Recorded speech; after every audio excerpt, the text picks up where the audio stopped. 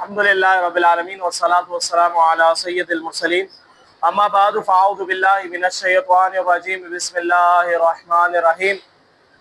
درود پاک پڑھ لیجئے۔ اللہم صلی علی سیدنا و مولانا محمد وبارک وسلم صلاۃ و سلام علیک یا سیدی یا رسول اللہ۔ وسیلے کے حوالے سے سب سے پہلے ہم نے قرآن سے دلائل الحمدللہ سماعت فرمائے، اس کے بعد نبی کریم صلی اللہ علیہ وسلم کے فرمان سے ہم نے سماعت کیے، اور پھر جو وہ صحابہ کرام علیہ رضوان کے افعال سے الحمدللہ ہم نے ثابت کیا۔ آج کی اس نشست کے اندر انشاءاللہ آئمہ اربعہ سے یہ ثابت کریں گے کہ وسیلہ جو وہ جائز ہے۔ اب سب سے بڑے اماموں کے امام اعظم ابو حنیفہ رحمۃ اللہ تعالی علیہ کیا ارشاد فرماتے، قصیدہ نعمانیہ کے اندر یہ لکھا ہوا ہے کہ یا مالکی کن شافعی فی فاقتی انی فقیر فی الورا لعناکا یا اکرم الثقلین یا کنز الورا جدلی بی جودی کا وردنی بی ردا کا۔ اس کا ترجمہ یہ ہے کہ اے میرے مالک، حضور علیہ الصلوۃ والسلام کو امام اعظم کیا فرماتے ہیں، اے میرے مالک آپ میری حاجت میں شفیع ہو، میں تمام مخلوق میں آپ کا گنا کا فقیر ہوں، یعنی آپ غنی ہو اور میں جو فقیر ہوں۔ آگے فرمایا اے جن اور انس سے زیادہ کریم، اے مخلوق کے خزانے، مجھ پر احسان فرمائے، اپنی رضا سے مجھ سے راضی ہو، میں آپ کی بخشش کا امیدوار ہوں، اور آپ کے سوا مخلوق میں ابو حنیفہ کا کوئی نہیں۔ اب امام اعظم ابو حنیفہ رحمۃ اللہ تعالی علیہ نے یہ استغاثہ حضور علیہ الصلوۃ والسلام کی بارگاہ میں پیش کیا۔ آپ بتائیں حضور علیہ الصلوۃ والسلام سے شفاعت، امداد، استغاثہ سب اس کے اندر موجود ہے، اور یا حرف ندا کے ساتھ پکارنا بھی جو وہ ثابت ہے۔ کیا فرمایا، یا اکرم الثقلین یا کنز الورا، یہ امام اعظم ابو حنیفہ رحمۃ اللہ تعالی علیہ پکار ہے۔ تو جو تقریباً حنفی ہے وہ تو ان باتوں کو مانے، امام اعظم ابو حنیفہ رحمۃ اللہ تعالی علیہ جس چیز کے قائل ہے تو اس چیز کو بھی تو بنا لے۔ تو امام اعظم ابو حنیفہ رحمۃ اللہ تعالی علیہ سے تو یہ ثابت ہو گیا۔ اب امام مالک علیہ رحمہ کا ہم واقعہ پہلے سماعت کر چکے کہ امام مالک رحمۃ اللہ تعالی علیہ کے مدینہ منورہ کے اندر جو مناظرہ ہوا تھا، تو آخر میں جو وہ ان سے جب سوال ہوا تھا، آخر میں یہ سوال ہوا تھا، ابو جعفر منصور نے یہ سوال کیا تھا، اے ابا عبداللہ مجھے یہ بتائیں کیا نبی کریم صلی اللہ علیہ وسلم کی طرف متوجہ ہو کر دعا مانگی جا سکتی ہے؟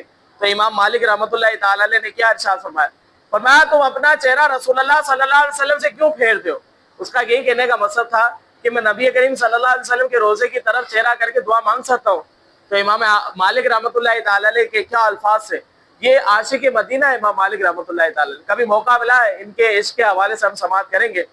تو فرمایا اپنا چہرہ نبی کریم صلی اللہ علیہ وسلم سے کیوں پھیرتے ہو، حالانکہ وہ اللہ تعالیٰ کی بارگاہ میں تیرا اور تیرے جد امجد سیدنا آدم علیہ السلام کا وسیلہ ہے، بلکہ حضور کی طرف رخ کر کے ان سے شفاعت کی درخواست کرو، اللہ تعالیٰ تیرے بارے میں حضور کی شفاعت قبول فرمائیں گے۔ تو امام مالک رحمۃ اللہ تعالی علیہ سے بھی یہ ثابت ہو گیا۔ اب وقت بڑا قلیل ہے، اسی لیے جو ہم جلدی جلدی چلتے۔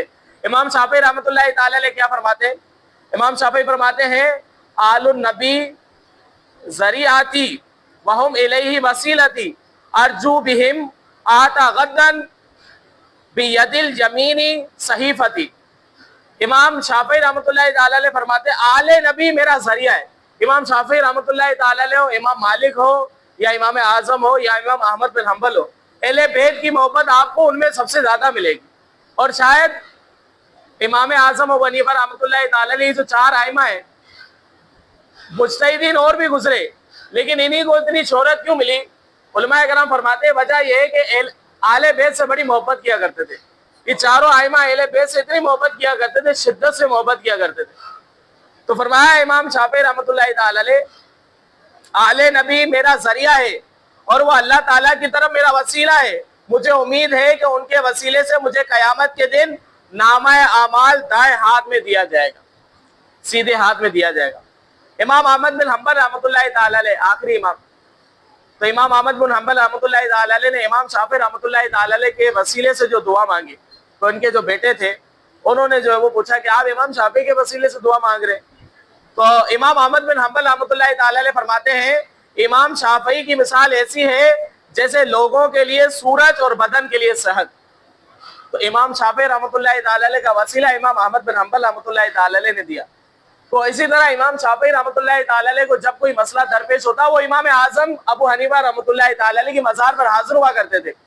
اور باقاعدہ حالانکہ امام شافعی رحمۃ اللہ تعالی علیہ کی نماز پڑھنے کا طریقہ مختلف ہے، لیکن جب امام اعظم ابو حنیفہ رحمۃ اللہ تعالی علیہ کی مزار پر آتے تھے تو امام اعظم ابو حنیفہ رحمۃ اللہ تعالی علیہ کی جس طرح نماز پڑھتے اسی انداز سے نماز پڑھتے، اور اسی انداز سے جو وہ پڑھنے کے بعد امام اعظم ابو حنیفہ رحمۃ اللہ تعالی علیہ کو وسیلہ بناتے اور دعا کرتے، فرماتے میرا کوئی بھی مسئلہ ہوتا میں جب جاتا وہاں نماز پڑھتا دعا کرتا اللہ تبارک و تعالیٰ میرا مسئلہ امام اعظم ابو حنیفہ رحمۃ اللہ تعالی علیہ کے صدقے وہ ختم کروا دیتا تھا، وہ مسئلہ حل ہو جایا کرتا تھا.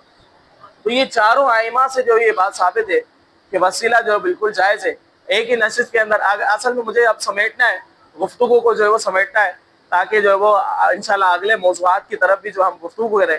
اللہ رب العزت سے ہم دعا ہے کہ اللہ تبارک و تعالیٰ ہم سب کو علم دین سیکھ کر اس پر عمل کرنے کی توفیق عطا فرمائے. آمین.